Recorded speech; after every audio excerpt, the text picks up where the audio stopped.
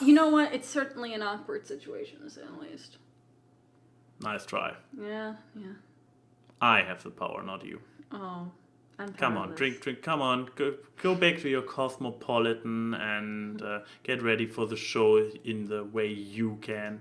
Yeah, that's the right attitude. Hello and welcome everybody to the AWKWARDCast, where A and Y and Keyframe wonder about random dribble for the 24th time. That was like the meanest, most like, this is the band that's close to a breakup level of a cold open that's probably going to be on this podcast. It's like, man, I fucking hate you. Welcome to the AWKWARDCast. Talk about your week. I'll be right back. Yeah, my week will be... first, I still have this house guest running around in here. And, Hi! Besides of... thankfully it's not required a lot of me to play the host. I mean, I filled the fridge in the beginning, and from there on out I still had to go to work and stuff. Beautiful events this week. Wednesday evening I started to feel like a little bit cold and then a little bit lethargic, and then I stopped having any appetite. I tried desperately to eat anything. I couldn't. And on Thursday I basically spent the entire day in bed. So I was sick half of the week, so there goes the majority of my events. What else happened which we can talk about in the show which is not connected to either of our media? Not entirely sure. Did anything else happen this week besides my sickness? Well, let me tell you about your sickness, because then we could tell it from my point of view. Oh as yeah, the perfect. nurse. I mean, I already was like... I heard the baseline. I just wanted to establish, yeah, you may have the power with the podcast, but I have power in certain things, like dressing terribly with my pants. God damn it. The party pants are coming on, people. It doesn't help with the shirt I'm wearing, so like the combination of patterns. Don't worry, I'll take them off later. But not entirely sure if this is a helpful promise. But no, when he got sick, like, you were just like, oh, I'm feeling under the weather. You're putting on layer of clothing. And then it's like, you should have some broth. You should have some soup that's good for your stomach. We put the soup in the can, and he's like, Chrissy? And I'm like, yeah? Is it supposed to smell like this? And I'm like, yeah, it smells like that when it's cold. I can't stand the smell. And I'm like, do you want me to cook it for you? And he's like, I don't know. And then he, like 2 minutes pass, and he's on the other side of the kitchen, just like stare, and he's like, okay, I gotta leave the room. And he couldn't eat it. And then like I tried cooking him chicken and rice, and he's just, I come into his room being like, hey, I got food for you, and I got tea, and he's just like curled up, like, in a manly way, in a very manly and... Oh yeah, totally. And then he's like, looks down, and he tries to eat a bit of rice, and he's like,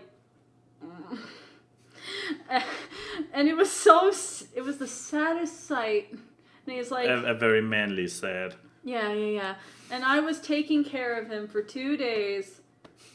And we had the debate of who was the one that got who sick. Who is patient zero? Yeah, exactly. Because it was like... I mean, I got a lot more sicker, so obviously she's patient zero. They never get as sick as the victim. Yeah, totally. But then, I had to go out into the cold, the see your breath weather, because the weather's been terrible. But you went for something you needed for yourself. No, I went to get you your little, these things. This was optional. I asked you if you wanted it, and you were in bed, and you looked up and you nodded, and I... Yeah, but because you wanted to go out anyway, so... Yeah, because I wanted to go to the pharmacy to get you some kind of medical thing, and it was like the cough drops. I didn't get anything for myself. And then I found out yeah, don't give me that. Yeah, don't give me that look. But eventually he got better, and I'm better, or I was not feeling that great either. But like, And then yesterday was our fun day. So like we went to a Mexican place called Que Pasa. Because that's the thing, when you are an American traveling to Europe, the one thing you should do is eat Mexican food. The thing is, back in March, before the AWKWARDCast existed, every place that I would want food from was not German. So it was like the first day we went to KFC, and then I tried the fast food stuff. I think we had Indian one time, so it was like we tried different things. But we were worried the Kipasa place didn't have like good sized portions for the prices they were giving, because you looked through the window and someone had like 2 tacos in a bowl or whatever. Then we go into the place. Whew. I couldn't finish my food. He did with side effects. We didn't even get popcorn and stuff because we went to go see a movie. We'll talk about that later. That's a thing, because usually I'm like, when I go to the movie, I like popcorn. The problem is it usually comes in those giant containers, like the giant boxes. Where a normal person can't eat all of it. Yeah. Also, we went to the mall to kill time because we still had an hour left or whatever. And there's been this spy exhibition thing that they've had there, and they've had a laser grid. And I think the other time that we went, there was kids in front of it, and we were like, we should go see Thor. We're not going to stand in front of a line with children. This time we were like, we got an hour to kill. And we did. That thing is harder than it looks. Like it's the little light laser. So when you hit it, like there's an alarm. It shows when you make mistakes. He made one less mistake than me, but we were both awful. Yeah. And those little kids, they were just cheating. They just flat on the belly and crawling. There was probably the kid's dad or granddad who did it with good sport, but he was like, you were mentioning like there's no way you can do HOD with this with this method and not be a little kid. And he's like, and the guy just turns around and he's like, no, it's impossible. But yeah, so we did that, and then we went to go see the movies. Is this already our segue to the movie section? We really didn't have a lot, and I didn't have a lot besides working on storyboard stuff, which I don't have the liberty to say what I'm working on, so... Okay, so I guess we are now in the movie section, the media section. Yes, and I'm going to go first. Indeed. Me and this guy over here went to go see Murder on the Orient Express. And I just want to point out that this Yankee over here, this cultural black spot, never even heard of it before. Cultural black spot's a new one, I'll give you that, but... I mean, Murder on the Orient Express is one of the big mystery crime thingies from Agatha Christie. Okay. Look. I've seen parodies of it. I've grown up with the story trope and setup. Emphasizing how much important. Yeah, and like, I think the most vivid memory was that there was a show with Sylvester, Tweety Bird, and Granny where they solved mysteries, and they had an episode just like this. And that's the most memorable episode. But I've never read the original story, so... Really? But not even knowing. I mean, the name sounds familiar, but I can't say that I know it if I don't know the story. Like, you can't give me the title of the book and be like, do you know what this story is about? And I could be like, well, I guess it's a mystery on a train. There we go. But, yeah. So I went into it a little bit blind. And, oh my goodness, it was a good movie. It was very stylish. It was not one of those movies where it's just shot 1, shot 2, shot 3. There's always like there were bird's eye views. There were some action shots. It was very nicely rounded in its cinematography. It never looked like a blasé. Nice catch. Nice catch. I can't see it. So it's only forever in our memories. But like So she nearly bumped over her cocktail, but she catched it with no drippage. But like yeah. But then but like it was stylish. It never looked blasé like a generic movie. It's always good to see a mystery movie that doesn't devolve into like the normal crime noir, like there's the whore and all this stuff. It was a very straightforward story, and it didn't feel like, as someone who goes into something blind, when you go into blind to an adaptation, you can usually feel like when something has a filler put into it. Mm-hmm. This didn't feel like it was. Even if there was, like, I guess we theorized that there was one moment where there was action that we were like, probably not in the book. I not wasn't even sure. Not even fleshed out. I couldn't recall it, yeah. Everything felt like it had its place, and the movie felt like it had the proper running time that didn't go too long or too short. But the best thing about the movie is the cast. Oh, yeah. I mean, if people can't see it on the thing, we got Johnny Depp, who, I'm not going to spoil it, but He's there. He's there. Then you got Josh Gad as McQueen, all the way over there. Oh, there, yeah. And, you know, people know him for Book of Mormon, Frozen, stuff like that. Plays a really good dramatic role, which is surprising. Penelope Cruz, which is all the way on the far right. Oh, yeah, right. That's Penelope Cruz. Michelle Pfeiffer, who's the blonde. The other blonde. Wait, this was the from the Prince. Yeah, William Dafoe. Yeah, where is he? There he is. Yeah. Which William Dafoe had one of the best scenes in the movie. I'm not going to say what it was, but it was a moment where he went from the character to William Dafoe. Oh yeah, he was very William Dafoe. And then my favorite person in this, Leslie Odom Jr. Yes, the black guy, who is Aaron Burr from Hamilton. He played that. Hamiltrash. I'm glad you knew the right term. Good for you. But he did a really good job, and I didn't recognize him for a bit because, like, he had the accent and everything. Everyone did such a good job in this movie. It never felt like, oh, they are there just because they're famous. I guess the closest one is Johnny Depp, but even then, Johnny Depp did a good job at being Johnny Depp.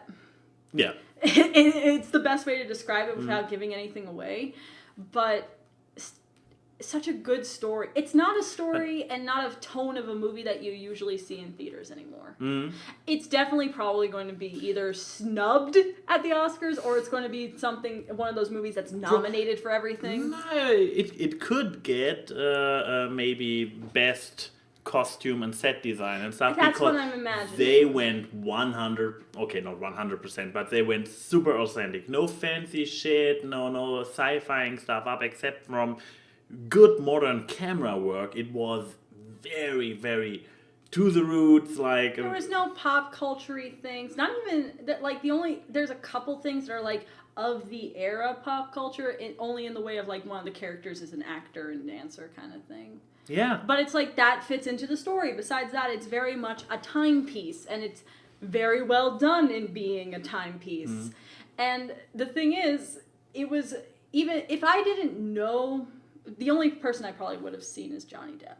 In the fact that everyone gets so accustomed into their characters, you don't see, oh, there's Michelle Pfeiffer being Michelle Pfeiffer. There's William, except for the one scene, there's William Dafoe being William Dafoe. It's like, it feels immersive. It feels like a good experience. When it has to, it feels claustrophobic, which is what you hope to feel on a movie about a murder on a train. True. And it was just it wasn't like a laughing movie. It wasn't a crying movie. It wasn't a scary movie. However, I recall we had plenty of good laughs. Surprisingly enough, the comic relief, like obviously it's not a comedy, but we had some really good honest laughter throughout the movie. Yeah, there was one scene, which is not a spoiler because it's right in the beginning, with the eggs. Because the main thing about the main character is that he can see which makes him maybe the greatest detective in the entire world. And the entire opening thing that kind of helps establish it before he outright says it is he wants some hard-boiled eggs or soft-boiled eggs or whatever, and they're not the same height. And they even have a little resolution for that on the train. He finally gets the perfect eggs. And it's like, nothing feels needless in this movie. And that's the thing. Sometimes these movies nowadays have such frivolous things for the sake of having that Oscar checklist. But it was just a fun ride. And it was entertaining. That was the whole point. It doesn't fit into a genre except for mystery movie. Pretty straightforward mystery movie. Yeah, but it just was entertaining. You don't have to come out of the theater feeling like sad, mad, scared, laugh out loud funny. You came out entertained. You felt well-rounded. I guess that's the best thing to say about the movie. It was a very well-rounded production. And the sad thing is, though, we saw it in a pretty packed theater. I thought it wasn't going to be pretty packed because when I was in America, there's not a lot of ads for this movie. In Germany, it was also rather sparse. But apparently, this is a movie that's really benefiting from word of mouth. Apparently, because it was packed. It was first line, the first row was to the side seats, completely filled, and this is very rare. All the way in the front. Well, now you splashed. Anyway, why don't you talk about your media, because I'm done. That's a fair thing. Also, just for fun thing, I just tried to figure out, because this was something I got really curious during the movie while watching it. Like, they made a big deal out of how the Orient Express, the train, goes from Istanbul to Paris in 3 days. And I was like, this might actually be an impressive traveling time, even for today's standards. But I'm just checking. There actually is, according to Google Maps, no train connection from Paris to Istanbul. But at least with the car, you would use like 27 hours. So I'm half tempted to bring this tissue out back into my drink. Oh, God damn it. Only half tempted. I'm very glad to hear that it's only half tempted. This would come off as a very desperate alcoholic, just saying. I know. So, from this piece of media that Keyframe presented today, which is very classy, very well done, with a fantastic cast, with great visuals in general. So, my media, since I didn't want to take the same one, and I didn't get to enjoy a lot this week, except maybe Don't Hug Me, I'm Scared, but... well, it's Don't Hug Me, I'm Scared. Well, I tried to pick something of similar quality as Keyframe. So earlier on Netflix, I came across a show which I heard a lot about, which I was very interested in. So we actually watched the first 3 or 4 episodes, 3, I believe. Yeah, first 3 episodes. We got through the first like 2 minutes of episode 4, and you were like, I can't watch another of reveal the show. Of the miraculous Ladybug! Oh, tell us about this show. What's it about? So here are certain things I want to say about this show. First of all, I had heard about it a lot. It's kind of a meme-tastic show. You see this image popping up of the ladybug and it's used as a joke. At the end of the day, it's very run-of-the-mill-ish magical girl with transformations and everything. Fun fact, French production, if I got it correctly. Yeah, so that's what people, the lip movement isn't bad, it's just dubbed over from French. So yeah, it is a French production. It looks very, I don't know, it looks kind of, especially when I look at the girl, she looks pretty similar to Troll Hunter. Yeah. So that's probably same production studio, same production type, whatever. I watched this show in English. I'm watching it in the original language would not work for me because I literally only speak German and English. So yeah, watching it in French, sadly, not an option. Tu ne parles français? Non, à parler François. Nice. The only thing that you need to know is to not say, I can't speak French. This was not what I said. Oh, what did you say? Non, à parler François. François is the French version of Frank. It's a name. Yeah, I guess, no, it's like, ne parlez pas français. Something like this. Français. 4 years of French did something. Yeah. But anyway, about Miraculous. Yes, Miraculous Ladybug. In general, I would say it's harmless. It's harmless enough. You, if you want to park your children in front of it, let's just put it that it is a lot less pervy suggestive than Sailor Moon, for example. Because if we are all very honest about it, and if you need a reminder, just watch Nostalgia Critics video about Sailor Moon. Sailor Moon, at the end of the day, if you have outgrown your own teens and look back at those teenage girls in miniskirts that end like Okay. dry tears, this is like, Is there really that much, just as a general question, is there really that much fat material to Sailor Moon besides the transformation sequences? Like, and the outfits in general. Well, yeah, it's but like it's the like- visual sexualization is I would say- constantly there. And if we go to Chibi Moon, okay, if you to she anyone, is also wearing a goddamn miniskirt. if anyone had pervy thoughts about Chibi Moon in her original form and not when she turned to Black Lady, you're not approved of by this stream. I mean, Ruth 34, but I mean, there are. Yeah, I mean, I know there are. But yeah, point being, Miraculous Ladybug isn't. I mean, you see her outfit. Her outfit is a one-parter bodysuit. So there are no naughty thoughts being provoked. The transformation is basically her normal clothing instantly turning into her ladybug outfit. This is a weird thing to say. I mean, the weird thing is that at least from how the show establishes in the first 3 episodes, the show establishes something. The body, yeah, you'll get to that. Oh yeah, I will. The suit is constructed out of those little chibi things that are called tikis. And the transformation, it happens in small hexer. Yeah, items. like It's digital. digital. It's digital, and like the body stretch, and they can only be in the suits for a limited amount of times because the tikis get tired or hungry and stuff like that. But go on. But there's actually another great comparison to Sailor Moon. The familiar sidekicks have a purpose in the show. They are not just tiny, cute, annoying thingies floating around. They have a purpose. Serena, you must turn into Sailor Moon. Oh, good, because I wouldn't have thought about this, Luna, if you hadn't told me in front of this monster. Shut up, I need to be around so for one episode I can turn into like a pretty little cat princess lady to... This did happen at some point, Yeah, didn't because it? she fell in love with a human boy who almost died and she saved him and then the human boy went to someone else and... Yeah.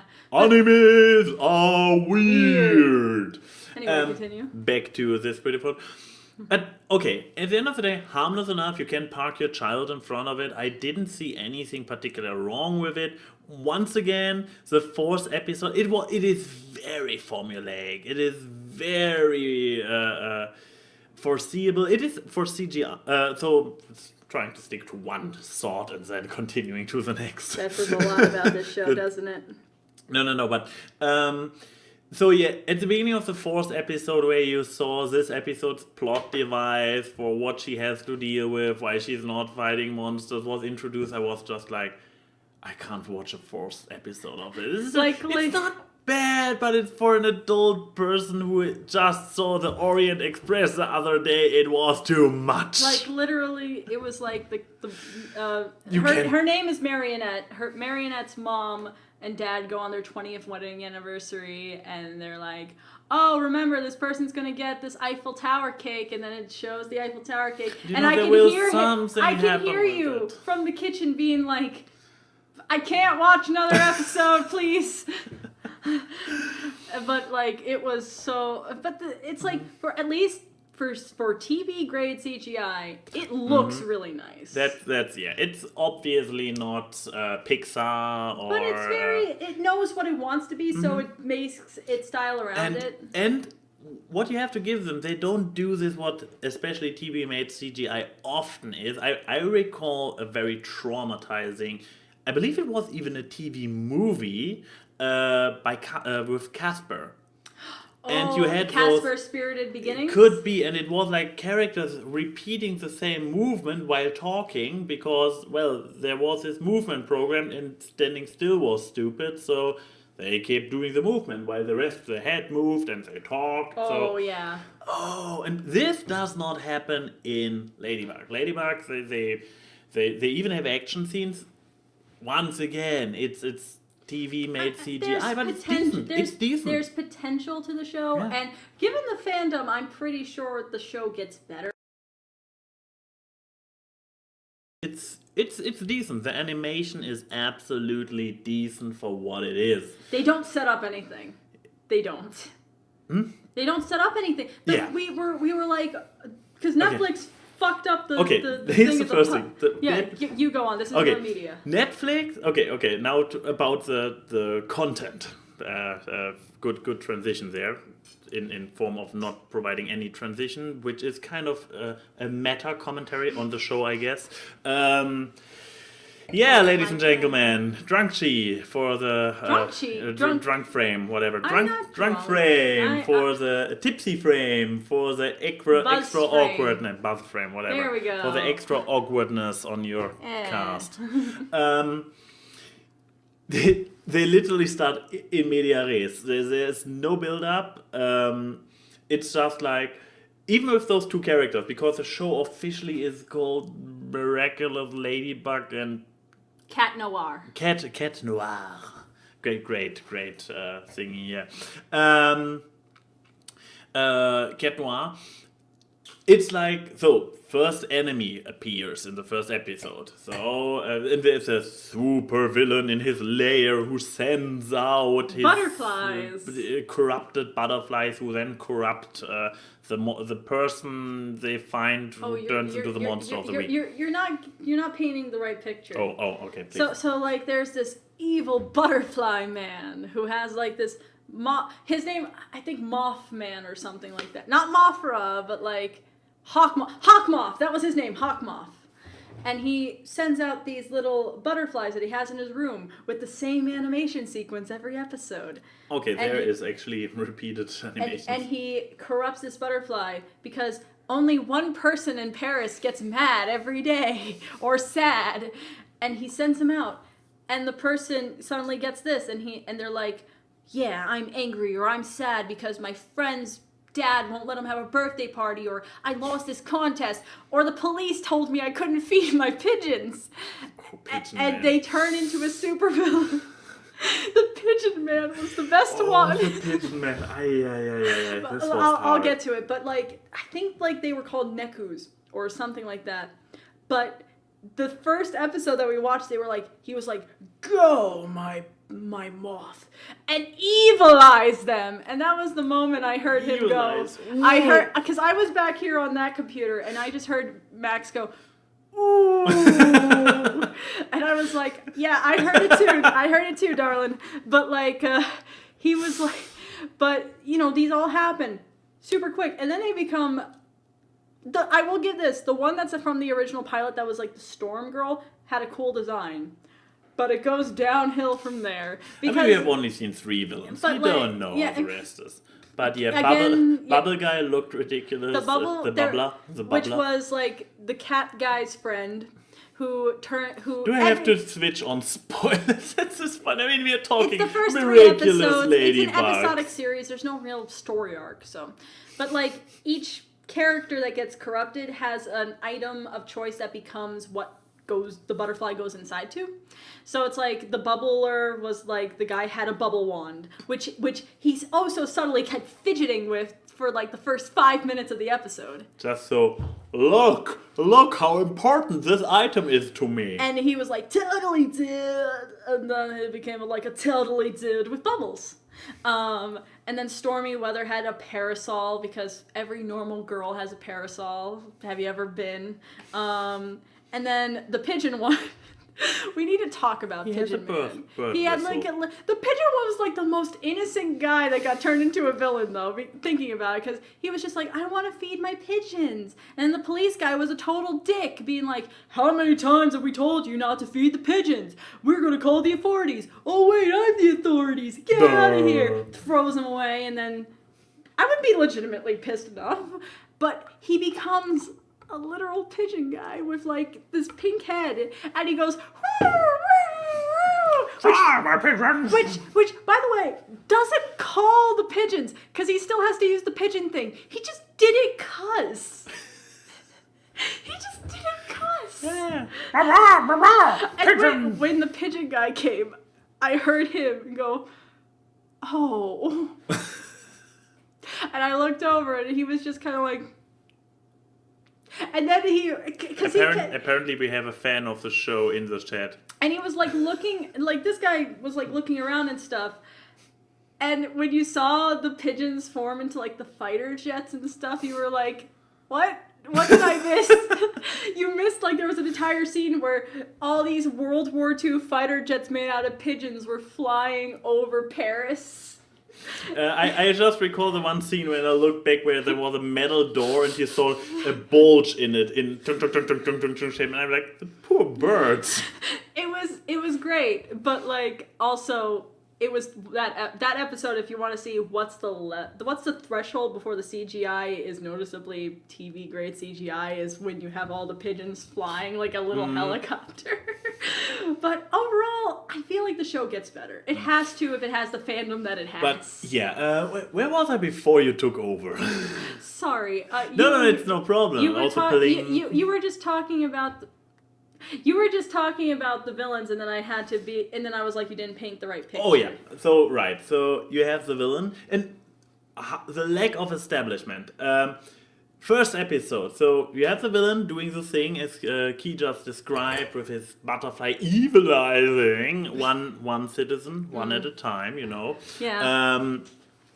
And then the villain appears and she's like, oh, I need to turn into Ladybug. She instantly turns into Ladybug, no setup where she got the powers, what's going on, whatever. She just is like, hey, I'm now Ladybug. Look at me. And apparently an established hero in this universe. Apparently established hero, and she's like, oh ho, Hotmoth sent another one of his minions. You know him? How long are you fighting each other? Where does this relation come from? Why don't you just go to his place? Have you ever met in person? I mean, how do you know his name? Because from what I gathered in the first 3 episodes, he just sends out a moth. The moth infects corrupts some human. They fight the human, and yeah, they defeat the human. But how does she know the name of the bad guy behind it? How does she know what those little moths are called? Because she's also like, oh, it's one of his blah blah blah blah. It's nothing established. We are just in media res. It feels like starting to watch Sailor Moon mid-season, 6th or 7th season. I don't know how many seasons are there. The thing is, it's separated by series, so it's hard to say what's okay. Whatever. But in the middle, because this is something Sailor Moon does.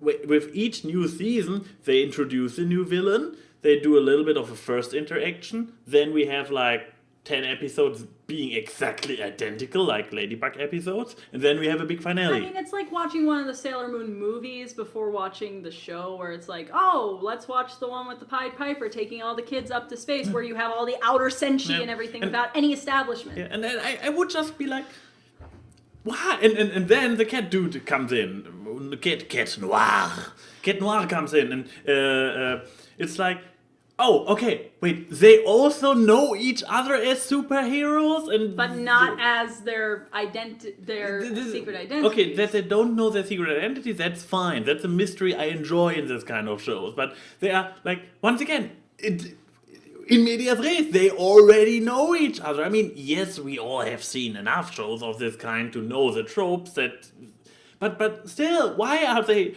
Okay, they fight side by side, they know each other by name, they know that they share the same powers, because when he's like, oh, my power's running out, she's like, ha ha ha ha ha ha, and so they do this for a long time, and I'm like, I'm missing backstory here. By the way, let me just say, the powers are severely unbalanced with those two, because she gets like a lucky charm, which could be a wrench, or a beach towel, or something. Meanwhile, he has the power to rot things to their core.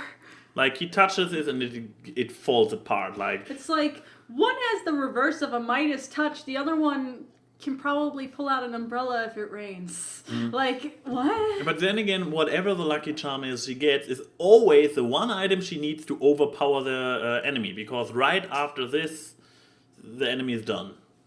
Always, like. Very true. Also, the bitchy character, the bitchy popular... The blonde girl. Take Diamond Tiara and take Pacifica. Take out all their redeeming factors they get later in the show. Put them together and put, like, every trope on top of it, like a whipped cream, and then you got this character, because she is the most annoying little shit. And her fucking bitch so boy girlfriend. Evil. So over the top evil, dude. She's like oh my god, my daddy will just do it for me. Like, I don't need to design anything or produce anything. And it's like, why are you at a fashion school? It's a fashion school? Yeah, it's specifically a fashion school because what school has like design classes and stuff? But it's like, why are you here? And then she has a friend who just gets beaten around by her, and it's like, when do you become likable? Yeah, but those two are absolutely unlikable. However, what's main character's name? Which one? There's Marionette and then... Marionette. Yeah. So Marionette's best friend and she's supportive awesome. cast member. She's awesome. So they are likable characters. Marionette is a likable character. Her best friend is a likable character. Cat Noir Cat Noir, as well as his alter ego, are likable in their own ways. His dad is a dick. Which... Yeah. I mean... It's probable the dad's the bad guy. Yeah, we don't know. We speculate at this point, but... There are only three assholes in this show. The blonde girl we just talked about, the bad guy, and the dad. So, and apparently the little blonde one is or dude. the dad's assistant from the birthday episode, because she started out so nice. She started out so nice and likable. And then she did. But it's like, give the show a chance.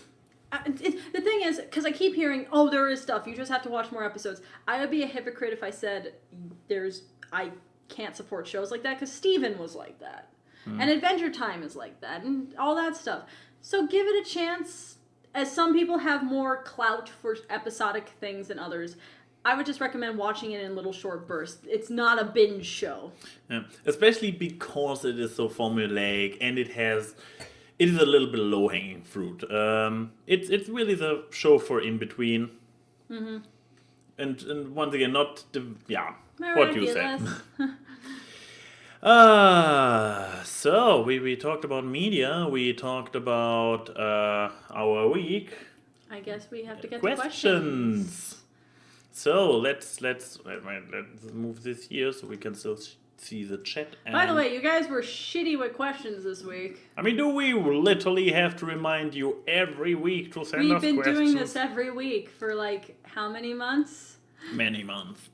Yeah, but thank you, Denim Ninja, who's not here right now. Yeah, who sent us one question. The one question from Denim Ninja. And we're just applause for Denim Ninja for thinking of us. Thank you, Milano. You're the best cookie. But we're going to ring the bell of shame to Enigma, who shirked his responsibilities as our sole question person this week. Yeah. Just shame. No, Enigma, you can redeem yourself in the chat. Just saying. But Denim asks, if you had to pick one or the other, would you rather be a centaur, which half man, half horse, or a merfolk, half man, half fish? I have a question to that. Which half is the man and which half is the animal? Because I would say, if I was a centaur, I wouldn't mind that, because either way, I would still have at least somewhat the proper genitalia. I don't know how I would stand the reproductive cycle of a fish if I was like... laying eggs. Yeah, but that sounds... I want to have sex. So it's like if I want to still have sex, then I would be a centaur. But the thing is, if I was a merfolk where it's like the bottom half is the human and the top half is a fish, I may consider, because I do like the water. So I would be a centaur if the bottom half was a horse. I would be a merfolk if the top half was a fish. What if you could be top half fish and bottom horse? That sounds awful.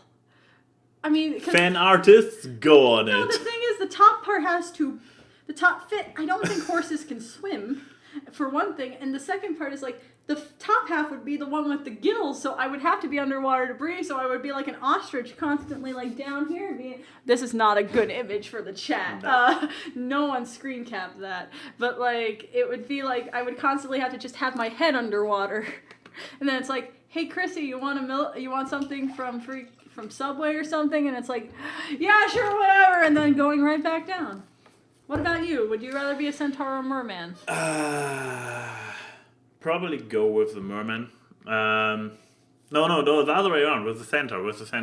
Because merman, I don't know, you have like the Little Mermaid stuff going on there, but I like the sea as well. But so far I was fine to just go into the sea for swimming or hang out on the beach. Yuri has a link for us to click. This is probably not a good thing.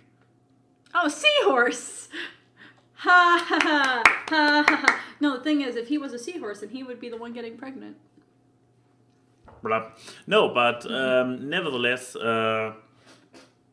with where have I been? Lost my train of thought there. You would be a centaur because... Genau, centaur, because I like the being on land and stuff. I don't necessarily need to live underwater, and also can get cold and stuff. But as a centaur with 4 legs and stuff, you could probably run pretty well. Archery is a cool sport, so I might go for the centaur. I'm gonna go for a centaur too. Thank you for the one new question. Let's find something here. We need to tidy up our document, I just realized. As so often. Okay, hopefully it's more or less chronological. Okay. Joe Repka, aka Rocket Knight 777 asked a long while ago, we don't know exactly when. Apparently 11 minutes ago. 11 minutes ago. Let's just say that. Totally. 11 minutes ago at a undefined point in the past. This is directly for Key. Oh, okay. But when did you first... I guess meet the guy from DA Games. Oh, first meet the guy from DA Games, and will you / have you been part of his music project? Oh, right. Will does a lot of music. For example, let's start... Maybe to give context, the infamous Bendy song. Let's start with how I met the guy. But to give context music projects. Okay, to give context about who DA Games is. DA Games is a video game-based channel on YouTube who was first known for Newgrounds stuff. And then when he moved to YouTube, he started to get the big blow-up from Five Nights at Freddy's because he made... one of those channels. Shush. He made like the songs It's Time to Die, Phone Guy, Purple Guy, Break Your Mind, a bunch of FNAF songs and stuff. And then he got out of that fandom, and he's one of the few channels to consistently to have done well getting out of that fandom. And he's done songs and Let's Plays for Layers of Fear, Undertale, Resident Evil, Overwatch, and most recently, which is now Hello Neighbor, and most recently Bendy and the Ink Machine, which he has made 2 songs for, including Build Our Machine and Gospel of Dismay.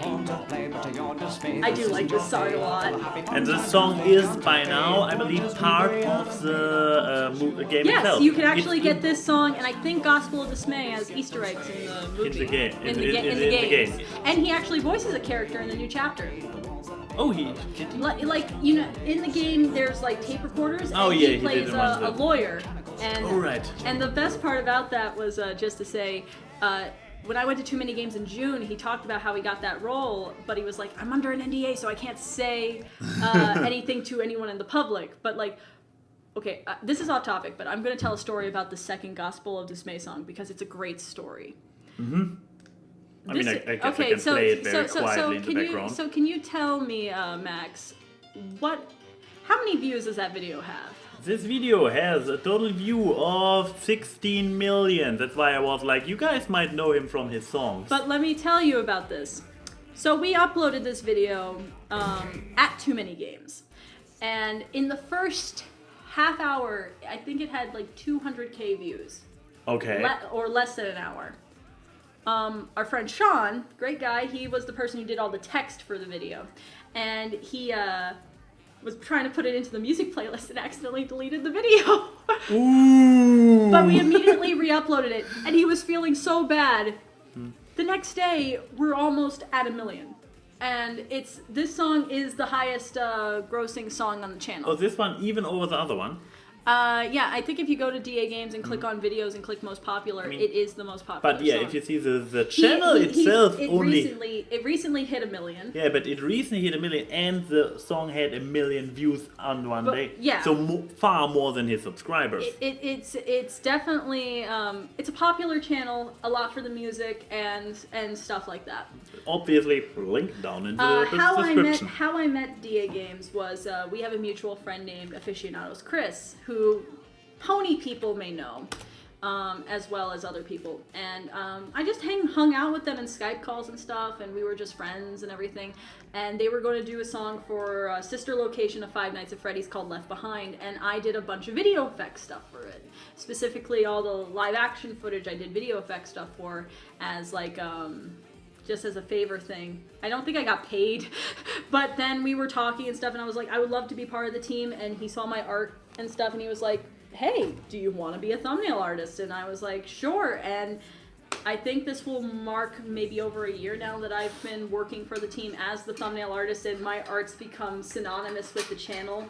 And since then we've hired, I think we may get 2 more artists, or another artist, so we will have 3, but I'm the main artist and stuff. And for music projects, I haven't been in a singing role yet. That is upcoming. We just need to pick a song that will fit me, because our other title card artist, Aya, actually plays Alice in this song.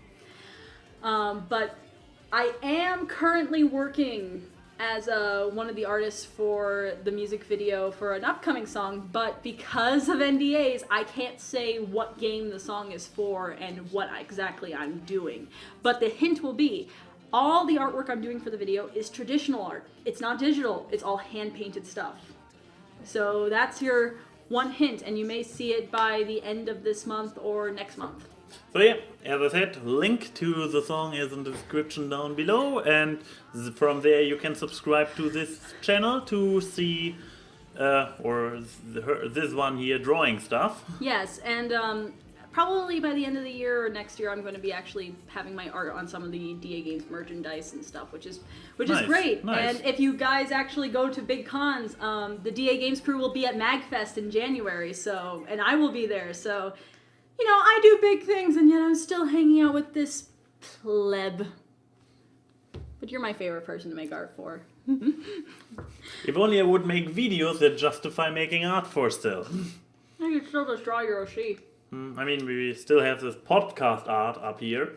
I need to update that at some point. In what regard? What do you want to update? Maybe just my character, maybe like update it, maybe change our outfits to kind of reflect what we usually wear to the podcast, because you usually wear flannels and stuff. Wait, what? I do? I just put on something. You usually wear like button-down shirts and stuff. Yeah, that's what I usually wear, button-down shirts. And I'm kind of liking this shirt more than the tank top that I usually wear, so I kind of want to rebrand myself with this kind of thing. And fair enough.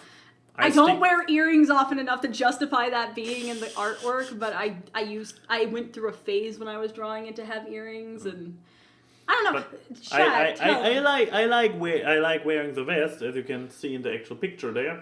Yeah. But chat, tell me, should I update the awkward picture since we've almost had 25 podcasts of this, or do you want to keep it the same? Do you want to stick to the originals? Tell us in the chat, and I guess YouTube people can tell us in the comments. But next question, I guess. Oh, next question. This was such a me question. I'm flattered, but yeah. Let me cross it out for its blah. For its asking us. Next one. Favorite anime. Favorite anime and why? Asked by Nightfall. Nightfall, our favorite little meme maker. Besides Vlad. Don't let Vlad use us. No, Vlad, you're definitely tied. But I guess you can start. You watch more anime currently than I do. I do. So, yeah, basically my feedback to it would also be my favorite current anime, probably. Mm-hmm. I'm pretty sure we had this question already. We heard what anime person we would like to have as a fighting partner, I think. Yeah, there's so many of the anime questions are pretty related to each other. Or maybe it was on Tumblr that somebody asked. Yeah, but like I think someone asked what your anime waifu was, or something. So something with Froppy, probably, or Anime. Oh yeah, I had this waifu battle on Tumblr with the other guy. Because there was like Tempest and then Froppy and then some Flop, other flop, thing. flop, flop. Froppy is cute, but I have not seen Boku Hero Academia or whatever. That would be absolutely high up in my favorite anime list, like Hero Academia. Thinking, do I have something else that currently rivals it? Not entirely sure. I mean, there's a lot of anime I want to watch, like forever, but never come around. Once again, Netflix is doing a horrible job of The Witch. getting me there. What about the Witch show? Little Witch Academia. Funny, that's also an academia culture. I like Little Witch Academia, but I prefer Hero Academia. Well, okay, I guess my favorite animes. I'll have to put it in categories because I can't But really... yeah, to quickly shit on Netflix before we move on. Go right, but the other thing was, I realized what I can update with that. I can give you your beard. I'm not sure if I keep it. Well, I don't know. You have like a Peter Quill thing going on, man. I know. And it looks good on you. I also know. I at least keep the sideburns. The sideburns... I like the sideburns. The sideburns might probably stay, because I already realized that the shortest sideburns I had for years now are already kind of an unusual thing. Yeah, but I like the little mutton chops you got going on there, buddy. Hooray! But like, but shit on Netflix. Yeah, shit on Netflix, German Netflix in particular. So, for some animes like Little Witch Academia, which are basically created in association with Netflix, there I usually don't have this problem. But with other anime, Netflix buys the rights for and distributes. So I watched this one anime, I've forgotten which one, rather current one, and I was like, hey, yeah, this is one I actually wanted to see. Hey, cool, Netflix. Oh, Netflix has it, amazing. Click. This sounds suspiciously German. Pick your language. Pick my language. German, Japanese. I remember you complaining about this. Oh yeah. I was here for this. German Netflix for their own shows like Seven Deadly Sins, My Hero, not My Hero, Little Witch Academia. They actually offer the international spectrum of languages to everybody. Here in Germany, they only localize the majority of third-party anime in only German and Japanese. And here's the thing. German anime dubs suck even more than English anime dubs, so I am not watching this. And I'm also not the person to watch anime and with subtitles, because... you don't like to read? I can't read! No, I can't read. But... the thing is that I still want to relax a little bit, and I don't want to be pinned to the screen to just read the entire time while still catching what's going on screen. So I hate watching something or especially binge watching something with subtitles. So But yeah, your favorite anime? I wanted to say something, and it was I forgot. God damn it! Damn alcohol! I can't remember what I was going to say. It was going to be some insult towards you, but my favorite animes.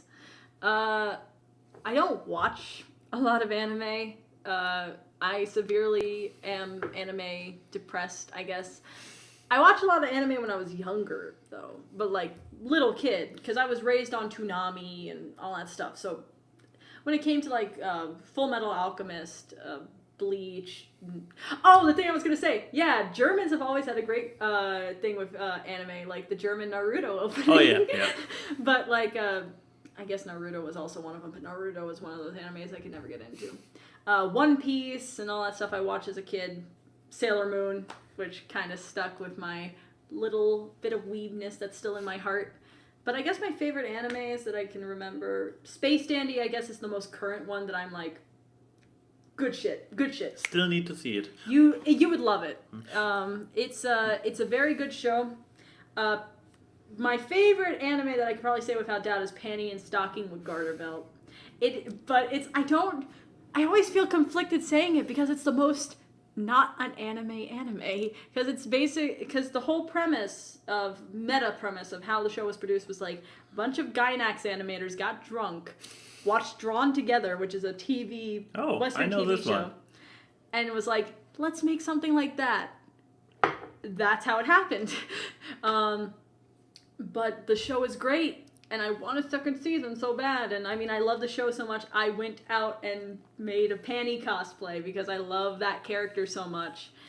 I should probably do Stalking because it fits more of my pale goth-like complexion, even though I'm not goth Totally. at all. And my sweet tooth. But Space Dandy, Sailor Moon, Panty, and Stalking, the original, I think, 2 seasons of Pokemon. I really do not know a lot of anime. You know another one which I believe you are rather intrigued with? Death Note. Let me talk about Death Note. I like it, but I don't know if I would say I'm a fan. In the fact of, let me paint you guys a picture about how I first experienced Death Note. It was way back in March. Great setup. I was here, and we were trying to find stuff to watch, and he was talking about Death Note. I'm like, I've heard of Death Note, never seen it. Looking it up on Watch Anime, and I watched it, and each episode I'm kind of sitting there like, Max, what are you making me watch? And he's just sitting there with this big grin, and this show it's a good show. And we came to the scene. You know, guys, the scene. You know what? I'm just gonna take this biscuit And eat it! Oh God. You see, it was more of a challenge than you thought. Proving once again that Kira is a superior human being. The only thing we needed was you to be upside down, kicking your feet, screaming about apples, which you've been screaming about for the past few days. But like, it's a good show. From what I can tell, I did continue watching it when I got home. Oh. It's the best 25 episodes of an anime, and people may be like, okay, there's more episodes. And I'm like, no. Oh, you're one of those. It's one of those shows. No, you are one of those. It is one of those, though. Because it is one of those shows. It's like an anime version of the real Ghostbusters. Great 2 seasons. No, Chrissy, there was 6 seasons. No, there were 2 seasons. Don't you like M? What about N?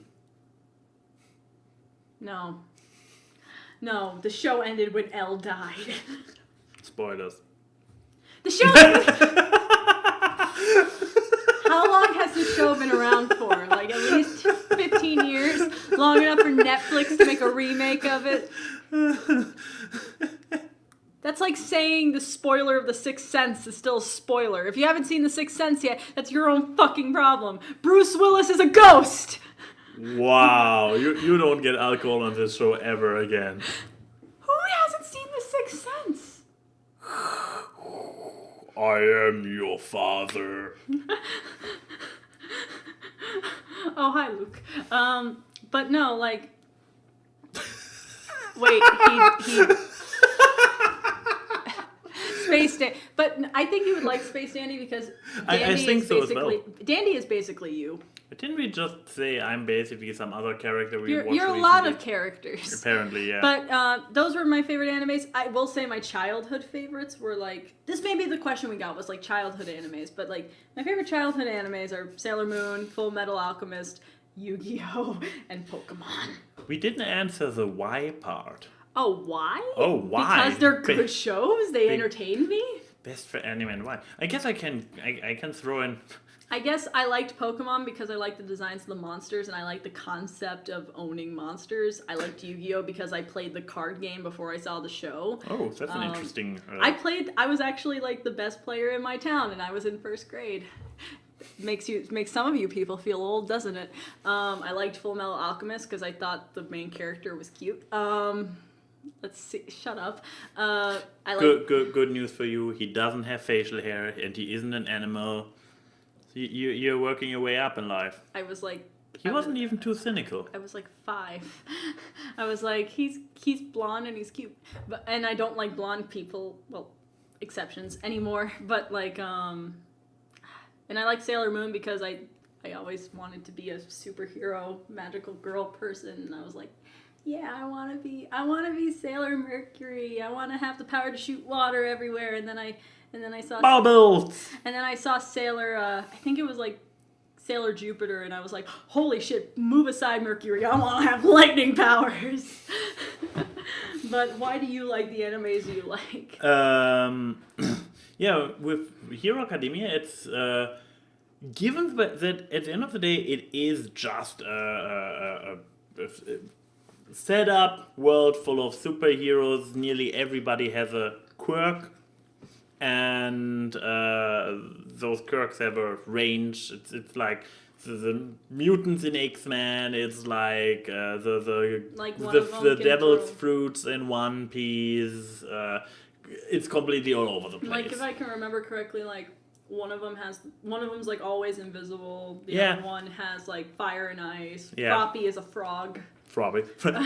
Froppy. Quirk. Frog. Like I think like the one that everyone likes to hate has like cutting powers or something. It's the one that's like the aggro guy. Yeah, the aggro Yeah, guy. The bully. He has explosion. Oh, explosion. And then the diaper guy that no one likes has like those ball things. Yeah. Okay, but the thing is, they are basically shonen anime. Shonen. They are classic shonen anime. They have this everybody has powers and whatnot set up. But they have this protagonist who starts out very hero's journey like from not being, I mean, it's not really spoilers, it gets established right away. He doesn't have a quirk. He is one of the very small percentage of people who don't have a quirk. So he is literally the as underdog as it gets. I mean, even within the people who have quirks, many of them are pretty shitty. I can shoot tapes out of my arm. Doesn't one of them have like a belt that when they do a pelvic thrust it shoots a laser? Oh god, yeah, the naval laser. That's what it's called. I've only seen screenshots and meme clips of this show, and I feel like I got the premise immediately. But yeah, the premise is nothing special at all. They work it very beautifully. That's the thing you have to say. For example, with One Piece, often enough the style starts to put me off, especially the later episodes.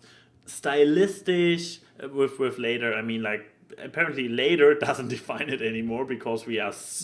I lost connection to the franchise so long ago that by now later means everything from did they reach the Grand Line?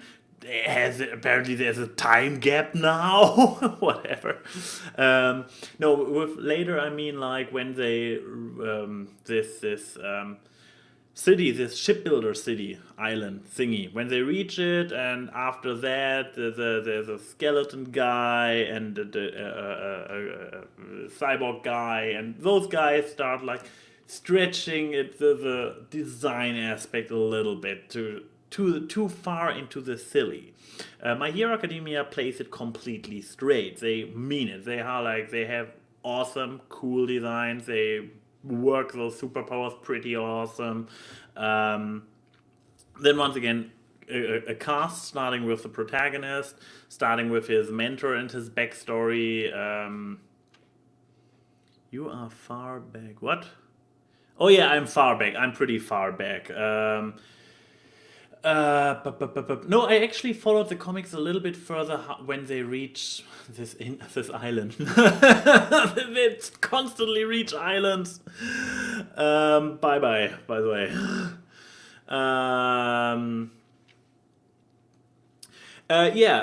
But with Hero Academia, they work with it beautiful. That's the thing, which I like. And story-wise, they tell an interesting story. They have truly menacing villains that appear. And the story arc has one about motivation, about pushing yourself, about not giving up, but in a good way, in a believable way. I mean, once again, they don't do anything new. They just do it also very well, which is why I like My Hero Academia. You know what's a good anime? OKKO. That is an anime. Might be. At certain points, the whole show is like a love letter to fighting games and anime. It might as well be called one. but it's a good show. Random plug for AWKWARD. We went a long time on that question. Should we answer one more or keep going? I guess we should have one more to be nice to people. Also, it's once again a chance to kind of clean out the old. Yeah, to do a little bit of backlog cleanup. Okay. Well. Oh look, we have an old one from Enigma. Do we want to? What has the color code been for orange? I don't know. Oh no, orange where I marked those in orange where I had the feeling we already answered them. So you need to basically second check them if we already might have answered them. Yeah, something for the cleanup. So this is another one that's specifically for me though. That's true. So I believe didn't we answer that one? I don't know. Why do you? What is your plan for Halloween? We already answered that. Which one? What? This one? Your plans for Halloween. Okay, let me cross it out. What series was the most fun? Okay, we haven't answered this one because most of our questions about this kind of stuff was mostly just for Analysis Anarchy. So this one is asking other series we've been on. So I guess that's a very much more general question. What series? I guess we can generalize it to what project outside of our channel is our favorite. Outside of the channel. Yeah, that we've just worked on as like an actor or something. Mm-hmm. Like not a co-writer, but an actor. Asked by Logic is here, by the way. Yeah. Thanks, Logic. Thanks, Logic. I have so many because a voice actor does so many things. Analyst Bronies React is a lot of fun, though. I would say that's true. Reacting to the season 6 finale was probably one of the most fun. Once we finally got the setup ready, it was so much fun. All of us cramped in one hotel room. It was fun to bounce off to each other. Like everyone has their own preference of humor, and some people like the really scripted stuff, like what Will does, like the Wilsonator. Yeah. Because me and Will have had this discussion, but I personally prefer that kind of off the cuff, like. More improv-y thing because to me it feels more genuine and it feels like you're legitimately having fun with it rather than it feeling kind of processed, which is what I had to do for both season 6 premiere and for Equestria Girls Friendship Games when I did it with Will and Golden respective. Yeah, but that one was a lot of fun. But I guess if I had just had to pick any general outside project that was the most fun for me to work on, probably Scribbler's No Place Like Home when I did Granny Smith because it was my first time voicing Granny Smith because I did not know I could do Granny Smith's voice, which is to people who are actually pony neutral in this show is an old just do the voice. Let me tell you something, like old country lady. I replaced someone last minute and it was of my usual stories with freaking Scribbler stuff. My stuff usually starts out of, hey, how are you doing, Scribbler? I'm so bloody scared that someone left the production so early. And I was like, oh, who do you need? This character. And I'm like, I can do it for you. Because that's how my voice acting career got started. Then we did that for No Place Like Home, episode 2. And the funny story about that was I was originally supposed to play another character for it, which was a character named Apple Fritter, which she made specifically for me. But they lost my audio files from 2 years ago. Because this series has been in the production for a while, and they didn't have the time to redo them. So they were like, can we recast it as someone else? And I'm like, sure. Because at the end of the day, the whole scene would be me talking to myself. Because I was talking to Granny Smith and Brayburn. So I was like, sure.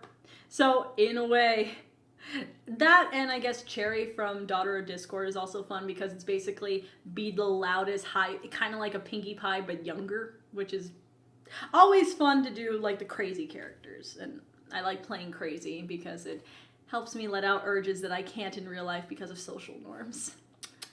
But I guess those are all really fun. But if I had to say my favorite one from you that's outside of your channel is probably the saga with T-Bap and Gibbon and Tommy and Digi. The true friend and the cutie mark mix-up because it all spawned from fan art. Yeah, that's true. From Crown Prince, I believe. No, not. I don't think it was from Crown Prince. It was just someone who used the Cutie Mark base. Oh, this was the first one, right? Crown Prince responded to this. Oh, now I Yeah, recall. but I think that is my personal favorite that you've been involved in, simply because it's just one of those ideas that just worked, and I really want someone to remake it now with the new current generation of people. And still have you in it because you're the one person that's still there from that entire team.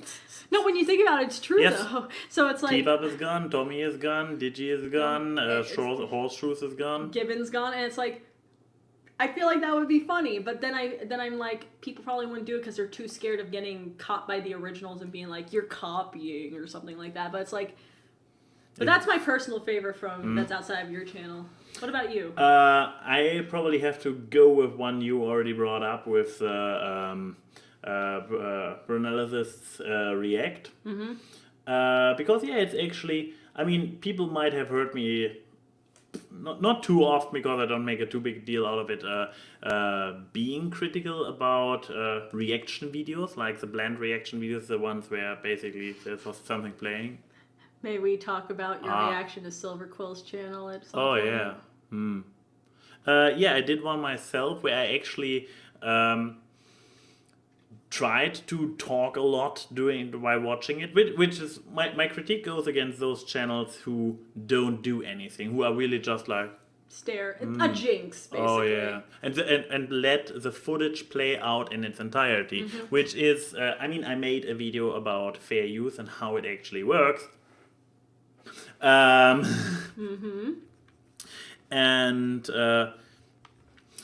the thing is that, you are not protected by fair use at all when you do this. When you play out the entire footage and you don't alter it at all due to your own addition, your own quote-unquote reactions, because most people don't... Many of those people don't even react. A great video to watch is the We Won the Court Case video from H3H3. There's a literal court ruling about what counts as a transformative reaction video and what's not, with H3 being the transformative kind and stuff. I guess, I can put this one in the description as well. I mean, because it's part of YouTube history at this point. Yeah, because I actually watched it also quite recently, including the reaction video which they re-uploaded, which caused them the trial. And on the one hand, I have to agree, yes, what they did in their reaction truly fulfills the requirements of fair use. On the other hand, I personally don't like H3H3 reaction videos. They are both they are not my brand of humor. Even if it's not your cup of tea, the fact that they had to do all this stuff for YouTube itself. They won a great victory. There's someone to respect, even if you don't like their content. They won a victory for fair use, which doesn't mean I like their content. Yeah. This is completely unrelated from each other. Their podcast is great, though. Might be. I saw them interview TB at some point, so I watched it because I like TB, and I have to say they as moderators were pretty meh. I usually watch it when I work, so I fully recommend it because it's like the most human. You'll see half of the YouTubers you like. Maybe. Yeah. But yeah, with the reaction videos I'm part in, it's as Key already described, it's like you have a lot of probably fun reactions. Some of the team do more scripted stuff, others do more off the hook stuff. I'm totally doing the off the hook because it's more funny and more natural, not because I'm too lazy to actually plan anything. But main point being that it's still done in a sequence is played, then you see reactions, a sequence down the line gets played, so you don't replace the original. And the focus is what it should be when the title of the video is a reaction video. The focus is on the reaction.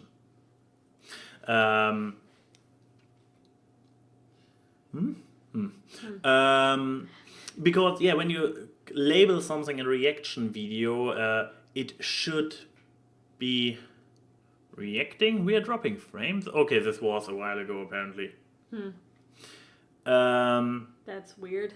And when your focus is somewhere else about the reaction, if you just play the original content, first of all, this is false advertisement because the video is not a reaction video. It's a re-upload of content owned by somebody else with you staring blankly into Nirvana. But no, we do the good reaction, which has a focus on the reaction, which does not... The Fine Brothers kind of react at the end of the day. As much as I hate to say it, yes. When it comes to react to the format, reaction videos, the Fine Brothers did something that is legitimately qualifies as fair use.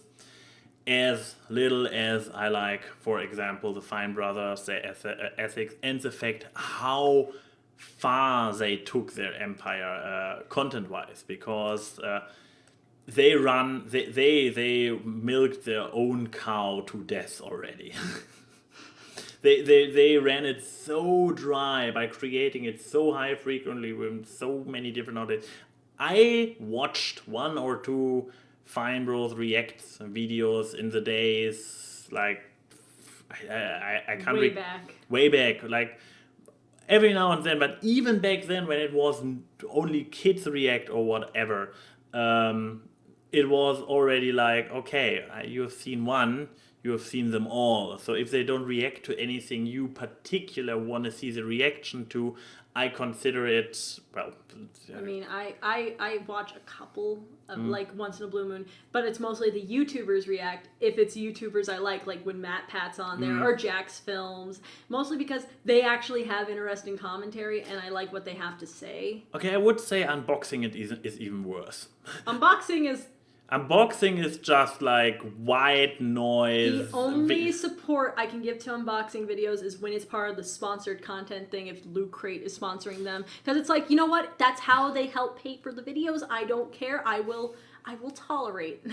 But well, also maybe differentiating between unboxing of, for example, surprise boxes, like mailbox, when people get stuff sent and they open it and show their live and true reaction to the stuff they got sent by fans. This is a different... Opening mail videos. Yeah, what I personally consider a waste of bandwidth is unboxing videos where you basically have bought something, you know exactly what it is, you have one item, you open it like, oh, this is a lid. Oh, look, in this lid, here I have this part. Oh, this is a plucker. This is a cable. Like the people who are like, it's like sub. This is a very efficient sub guys. package. It's Scribbles. I'm gonna open up the new iPhone X7 or something. God. Yeah, this kind of bullshit. And then we're gonna drop it off the roof of a house, which is the only interesting part.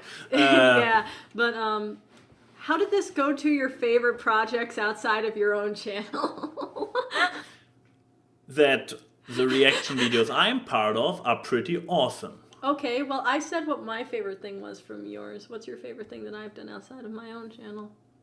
Do you do stuff outside your own channel? Yeah, I mean... Do you do stuff on your channel? No, Ocean! This is great. Fuck you. Wow. Wow. You know what I have to say about this? I have to say, you've been my best friend for like, what, 3 years now, 4 years now, and you can't even say it, and you can't even say what your favorite project of mine was outside of my channel when I voice acted on videos that have gotten millions of views.